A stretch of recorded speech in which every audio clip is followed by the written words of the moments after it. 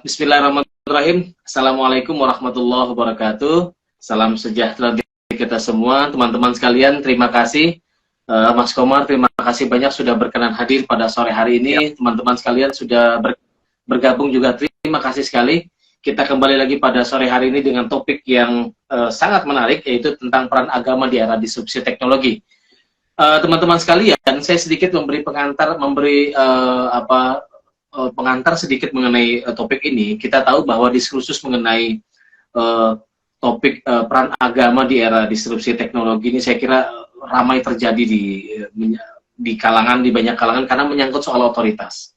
Nah, tentu di era digital dan perkembangan teknologi yang begitu pesat, banyak orang yang mulai mengalihkan perhatiannya atau kepercayaannya sepenuhnya pada teknologi. Jadi menyandarkan kekuatan teknologi. Lalu kemudian banyak orang juga belajar agama, kita tahu itu langsung bertanya kepada mesin pencari, kepada Google, kepada YouTube dan lain sebagainya.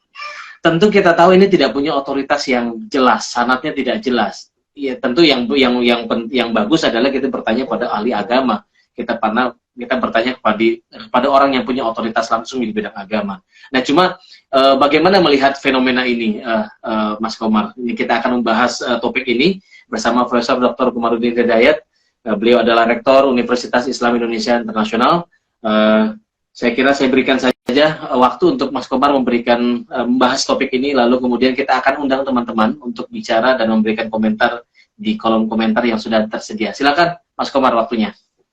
Terima kasih, Rozi. Suaraku jelas? Jelas, Mas. Oke.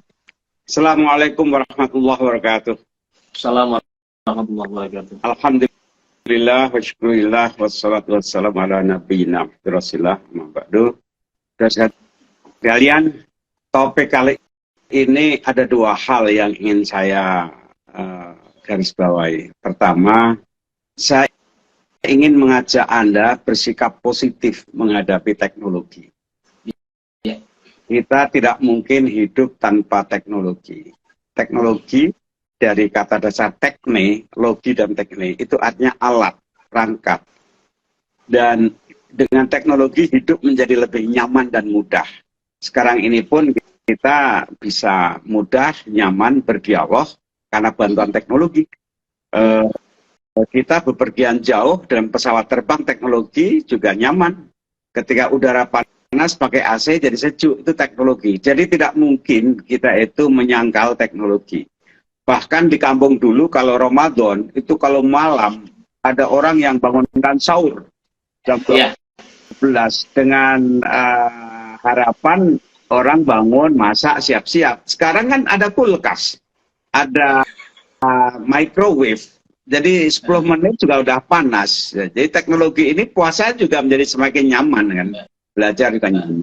Itu satu ya. Jadi teknologi itu sangat positif. Yang kedua, agama.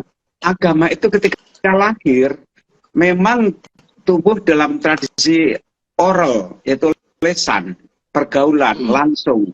Bahkan belum ada budaya cetak.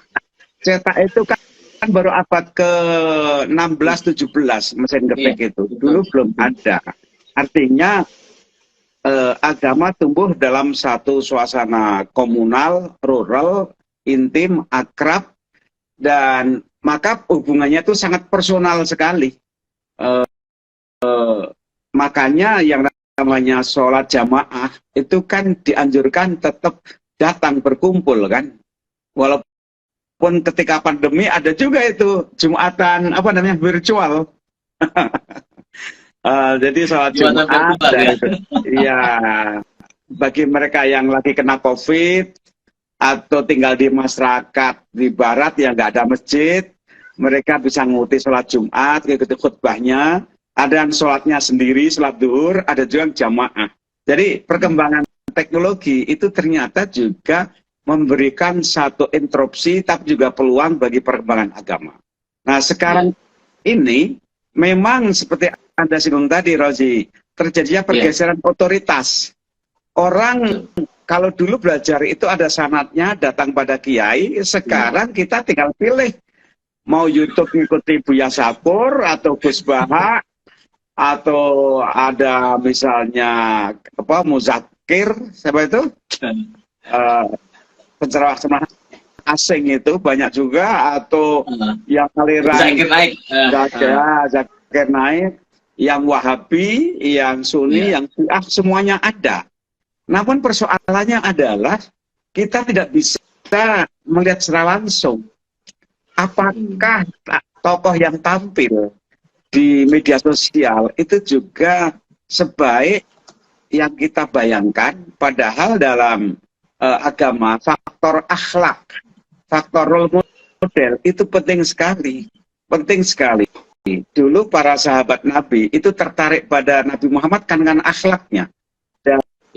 Dan di pesantren itu yang menonjolkan bukan pengajarannya, tapi pendidikannya.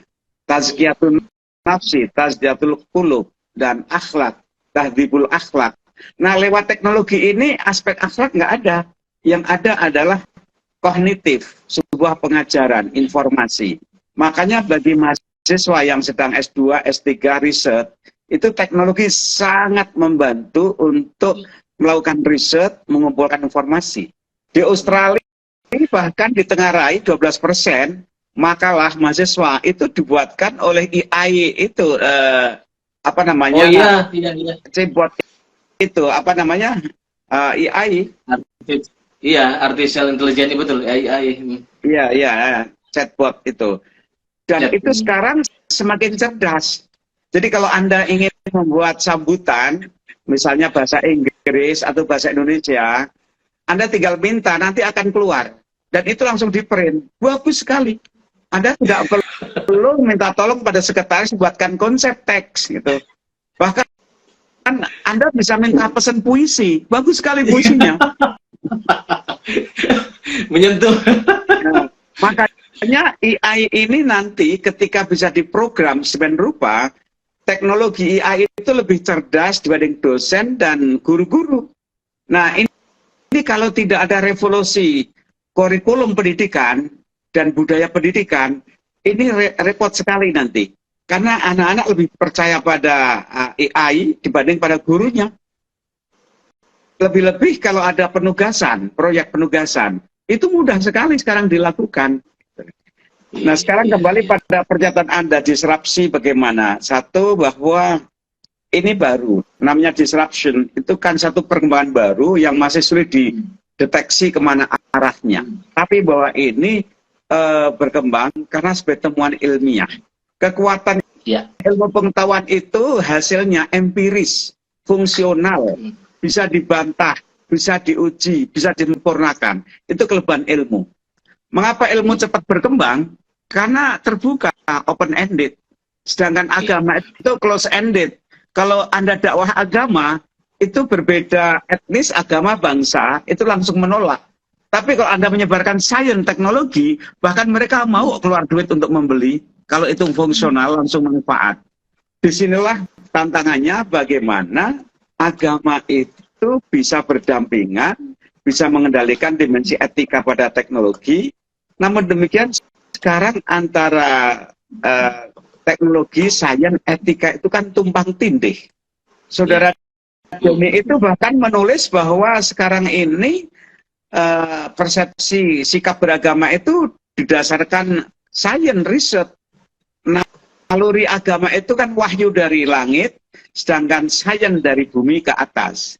Sains itu hasil temuan, fungsional, terbuka, sedangkan agama itu dari langit, kita sulit memverifikasi. Karena memverifikasi pada Allah kan nggak bisa kita. Pada Nabi Muhammad pun juga kita menyandarkan sanad-sanadnya. Sementara yang beragama itu sekarang manusia yang sangat dimanjakan dan lebih percaya kepada sains, pada kedokteran. Orang lebih percaya. Bagi kita di Indonesia masih kental agama itu. Tapi kalau Anda jalan-jalan, tinggal di kalangan masyarakat yang sudah sekuler dan maju, ruang agama kan semakin sedikit bagi mereka. Semakin sedikit. Jadi saya ingin sampai di sini, pertanyaan kita adalah bagaimana agama itu tidak anti kemajuan, tapi agama itu jangan kemudian dilikuidasi oleh kemajuan. Toh baik sains maupun agama ketemu dalam diri manusia. Sepanjang manusia yang beragama, manusia yang melahirkan sains, teknologi, mestinya manusia yang juga bertanggung jawab secara moral, intelektual terhadap semua capaian-capaiannya itu. Begitu kira-kira, Prosi. Oke, baik Mas Komar. Terima kasih ini memberikan semacam landscape terhadap pembicaraan kita pada sore hari ini. Terakhir tadi Mas Komar singgung soal bahwa agama itu tidak boleh anti kemajuan. Padahal ya kita tahu bahwa di dalam Al-Quran tentu saja perintah untuk menuntut ilmu atau meninggikan derajat orang yang berilmu itu kan berseliweran di dalam artinya banyak sekali dia di dalam Al-Quran. Cuma di dalam prakteknya sehari-hari ada satu kelompok misalnya yang tetap anti kemajuan, anti sains gitu loh, Mas Komar. Artinya ini perintah agama, tetapi tafsirnya itu justru tidak demikian. Ini bagaimana menyikapi kelompok-kelompok seperti ini, Mas Komar? Ada satu warning dalam agama itu, Rabbi zidni ilman nafi'ah. Berilah kami ilmu yang manfaat.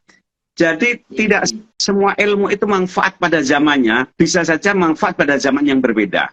Itulah sebabnya dulu ketika Nobel menemukan alat perang peledak itu, dia akan menyesal atas temuannya itu. Sehingga kemudian uang hasil royalti itu kan dia nyesal, kemudian disalurkan membuat yayasan Nobel. Jadi tidak semua sains itu manfaat, tapi kebenaran itu tidak bisa ditolak karena sains itu radikal sekali jalannya. Nah, kemudian kemajuan yang seperti apa, ini juga harus perlu kita pikirkan. Sekarang saja di Amerika itu ada berapa petisioner, orang-orang buat petisi untuk meninjau ulang tentang AI itu. Nanti dulu coba kita pertimbangkan apa dampaknya bagi pendidikan. Juga terhadap rekayasa genetik tentang menciptakan anak laki perempuan. Itu kan dengan rekayasa ilmu, orang bisa diprogram anaknya laki atau perempuan, dan itu juga mendapat penentangan. Jangan-jangan itu nanti malah petaka itu. Gitu. Jadi sains itu radikal, tapi manusia juga bisa punya kendali moral. Kapan sains itu bisa dibiarkan berkembang terus, tapi kapan bisa direm, bisa ditunda, tapi nggak bisa ditolak perkembangannya. Iya, artinya agama punya peran pada sisi etiknya ya, Mas Komar ya. Jadi dia yang membatasi betul. Ya memang ada perkembangan tadi, tetapi secara moral atau ini kira-kira bagaimana konteks konteks moralnya? Oh, kalau berarti agama membatasi di bagian itu atau berperan di bagian itu, etiknya. Ya, kalau dalam maqasidus syariah ya, itu kan satu ya, fungsi agama itu kan hifdzul aql, menjaga akal. Mengapa agama melarang mabuk-mabukan? Kan merusak akal, kan? Kemudian ada hifdzun nasl, menjaga keturunan. Mengapa dilarang kumpul kebo, kumpul sapi gitu? Bab nanti keturunannya nggak jelas, itu bisa rusak hubungan kasih sayang gitu. Kan hifdzun nasl. Ada lagi hifdzul mal, menjaga harta. Harta itu sah, harta itu suci, hak milik, dipertahankan. Dan oleh karena itu diusahakan ya halalan thayyibah, harta itu yang halal dan baik, hifdzul mal. Ada lagi kemudian hifdzuddin, menjaga agama, karena agama itu untuk perbaikan kemanusiaan. Kemudian apalagi satu lagi ya, hifdzun nafas, menjaga jiwa. Jadi jiwa itu suci, maka tidak boleh kemudian orang membunuh orang seenaknya, atau misalnya dengan sains, dengan bom melakukan genocide seenaknya, itu kan merusak.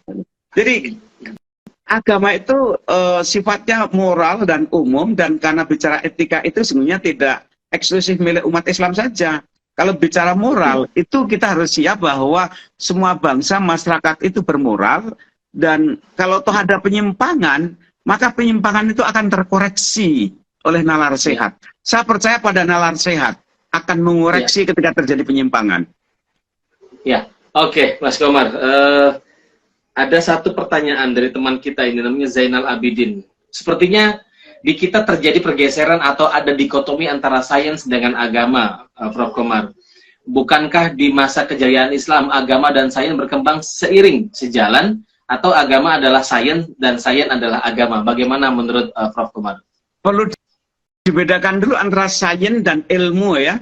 Jadi ada hidup itu pertama dijalani, dialami. Jadi mengalami. Pengalaman itu belum sampai tahap sains, pengalaman.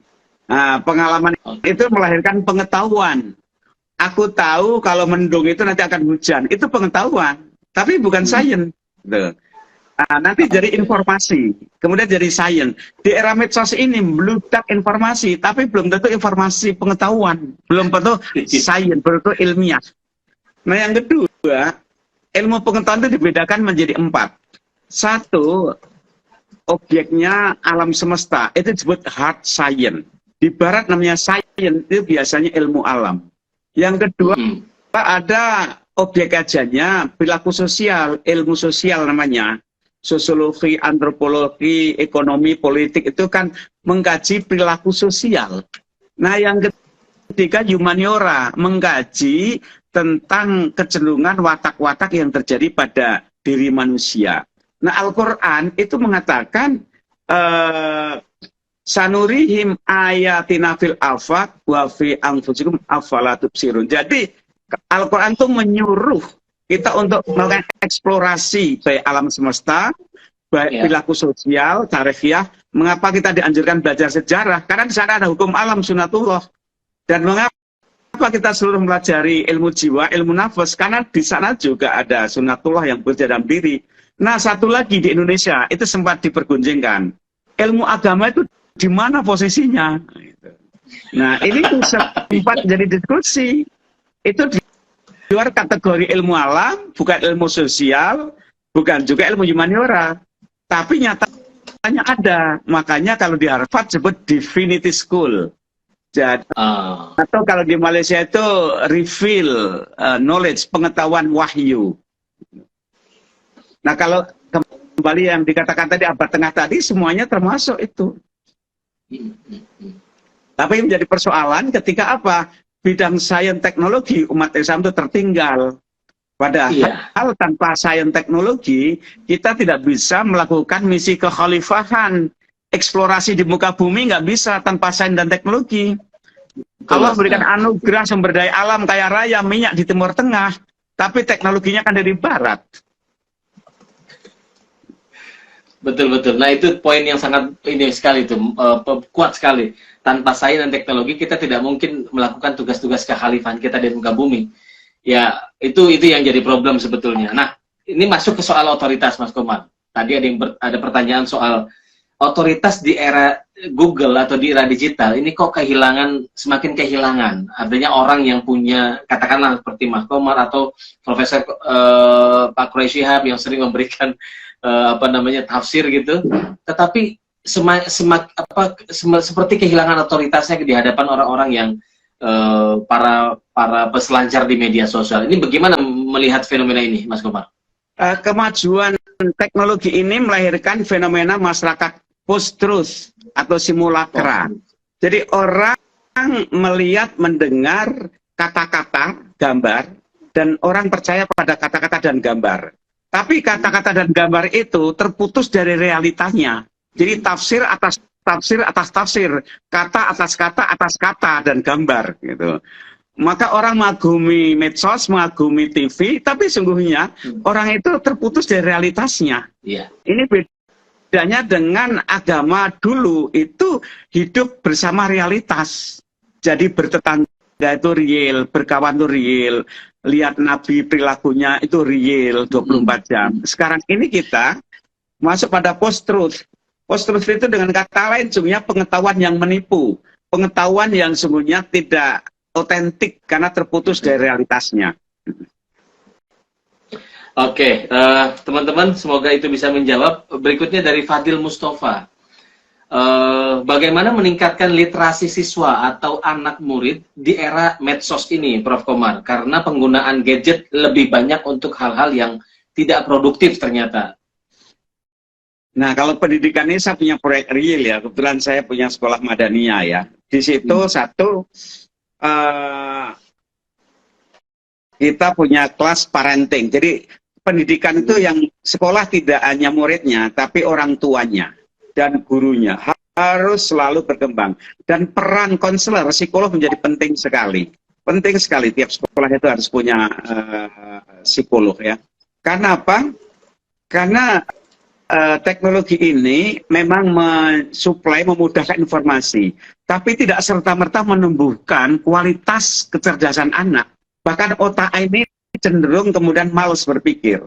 Dulu saya ingat sekali ketika hafalan perkalian ya, 1 kali 1 ada 1 terus itu berdiri depan kelas kan hafal kan, gitu. 9 kali 9 hafal sekali dulu. Sekarang anak-anak itu lemah sekali hafalannya. Karena dia mengandalkan kalkulator, gadget, bahkan saya ingat sekali, saya tuh dulu membaca novel itu berjilid-jilid. Poping Ho itu sampai 50 jilid lebih, dan novel-novel itu. Sekarang anak-anak itu nggak mau baca buku, lemah. Kemudian misalnya buat PowerPoint. PowerPoint itu bagus untuk bisnis, untuk promosi dagangan. Tapi itu tidak membuat cerdas bagi anak dan juga audiens untuk mengajak berpikir. Karena lemah membuat narasi. Mahasiswa saya minta tugas buat makalah 15 halaman, kedodoran. Tidak bisa membangun paragraf demi paragraf secara otentik, arsitektonik. Karena mereka biasa membaca Twitter 140 halaman, baca medsos, membaca jadi serpian-serpian informasi, tapi tidak punya kemampuan membangun. Jadi ini penting sekali bagi anak, bagi sekolah, untuk melatih kecerdasan dan imajinasi, kemampuan melihat, mengamati, kemampuan berpikir, kemampuan menuliskan, dan kemampuan menceritakan dengan tata bahasa yang tertib dan runtut. Itu penting sekali, latihan sejak dari mengamati, memikirkan, menuliskan, menyampaikan, itu penting sekali, presentasi itu. Oke. Semoga tadi bisa menjawab Mas Fadil. Berikutnya ada Mas Adi nih, Pradana Adi Bukti nih. Sebagai umat yang fasih menggunakan produk sains modern seperti medsos, tapi gagap berinteraksi. Sebagian umat fasih menggunakan produk sains seperti medsos, tapi gagap berinteraksi dengan software modern seperti kebebasan berpikir, demokrasi, isu gender. Bagaimana menurut Pak Komar? Ya kita ini kan konsumen ya, ada canda ya. Jadi kalau orang Korea jalan-jalan ke Amerika, ada produk iPad yang bagus atau handphone, itu dia beli yang paling bagus. Sampai kampungnya, rumahnya itu dibongkar. Dibongkar, apa sih kelebihannya itu, kemudian dia modifikasi, dia meniru tapi tidak jiplak persis, tapi dia memodifikasi. Jadi amati, kemudian modifikasi. Nah kita kalau beli barang bagus kan pamerkan, ini loh produk terakhir gitu kan. Jadi beda. Kita rasanya masih menjadi membanggakan bisa membeli, tapi kita belum sampai menjadi peneliti dan produser. Saya tidak tahu persis ya. Kita kalau ada lomba-lomba robot itu menangkan dari kampus-kampus Indonesia, tapi sampai di robot saja berhenti robot. Tidak sampai menjadi pabrik besar, pabrik mobil itu kan nggak hanya robot aja. Betul. Ada beberapa anak-anak di sekolah yang saya kira bahkan dari Papua itu memenangkan Olimpiade Fisika misalnya. Iya. Nah itu nggak tahu, maksud saya infrastrukturnya mungkin belum mendukung juga nanti untuk jadi apa keluarannya. Nah, itu tentu berkaitan dengan kebijakan pemerintah. Bagaimana dari hulu sampai hilir. Ini kan dari formula rumusan belaka. Gitu. Ya. Jadi sebuah negara maju itu kalau bicara teknologi itu dari hulu sampai hilir. Saya punya pengalaman pergaulan sosial ya. Anak-anak yang kuliah di civil engineering misalnya, itu terbiasa kalau buat proyek itu dari gambar sampai jadi bangunannya. Jadi ketika bekerja itu tuntas, A to Z. Tapi kawan-kawan yang ilmu sosial politik itu debat aja. Produknya apa nih? Oke, Mas Komar, ini ada pertanyaan berikutnya soal spirit scientific ini. Ini kalau tadi bicara soal itu, bagaimana menumbuhkan spirit scientific di kalangan umat Islam?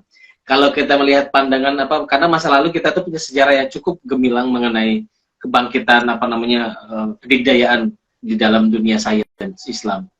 Gini ya, saya terkesan dengan beberapa orang Barat yang meneliti bertahun-tahun, satu saat dia membaca ayat Al-Quran, dia kaget, loh, ini kok Al-Quran sudah ngomong gitu. Misalnya tentang proses janin.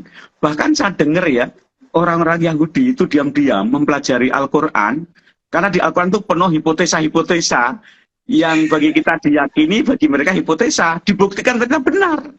Nah, orang Islam berhenti pada kagum mengakui statement deduktif Al-Quran, tapi tidak membangun hilirnya secara empiris. Nah, untuk empiris itu kan dibutuhkan memang laboratorium, cinta sains dari kecil. Yang terjadi kita sering, saya juga mungkin begitu, ini kan apa namanya ya, ayatitasi. Jadi stempelisasi ketika ada temuan sains, ini di Quran ada. Itu bagi saya tidak mendidik sikap ilmiah. Sikap ilmiah itu dimulai secara empiris betul. Matematika itu bagaimana disampaikan secara menyenangkan, dan itu kita bisa belajar dari India. Di India itu banyak melahirkan guru-guru matematika sains empiris sekali, sehingga beberapa universitas di sana itu mengirim imigran, saintis ke luar negeri, karena sains itu ternyata tumbuh subur di beberapa kampus wilayah di India. Oke, terima kasih Mas Komar. Itu mengenai fenomena gadget masuk pesantren. Ini kan mulai banyak perdebatan. Orang membayangkan misalnya begini, kalau ingin ada kemajuan mungkin ada semacam pemberian kebebasan terhadap penggunaan gadget di pesantren atau di sekolah. Karena di beberapa college atau sekolah-sekolah juga sudah melakukan itu. Kalau pesantren tidak mengadopsi itu juga akan kesulitan. Ini bagaimana Mas Komar sebagai orang yang pernah pesantren? Saya setuju ya, gadget IT masuk pesantren, tapi tradisi pesantrennya dipertahankan. Misalnya tradisi menghafal, kemudian ayat itu, baca kitab kuning, itu dipertahankan. Nanti setelah mungkin jadi tingkat kelas 1, kelas 2, 3 itu apa yang dikenalkan gadgetnya itu? Level A. Nanti setelah kelas 5, 6 level B dan C. Sehingga kemudian dia ketika riset tentang perbandingan kitab-kitab, itu dia mudah kutubusita. Tapi dia harus bisa dulu mengkaji kitab kuning, satu babonnya harus menguasai. Setelah menguasai baru dikenalkan bagaimana internet untuk riset sekian banyak kitab-kitab, hingga library itu tidak harus datang ke Mesir, ke Madinah, bisa di iPad bisa mendapatkan literatur. Jadi perlu ada strategi mengenalkan internet dan gadget di pesantren yang berencana dengan strategi dikaji secara matang. Harap tahu saja ya, di beberapa keluarga di negara maju yang saya pernah dengar di Amerika itu, katanya keluarga Yahudi kan pinter-pinter kan, teknologi internet. Anak-anaknya itu nggak boleh pegang HP loh. Oh iya betul. Itu dibatasi sekali. Dibatasi sekali pegang HP. Karena apa? Karena ibarat kita mau nanam pohon, tanahnya digemburkan dulu.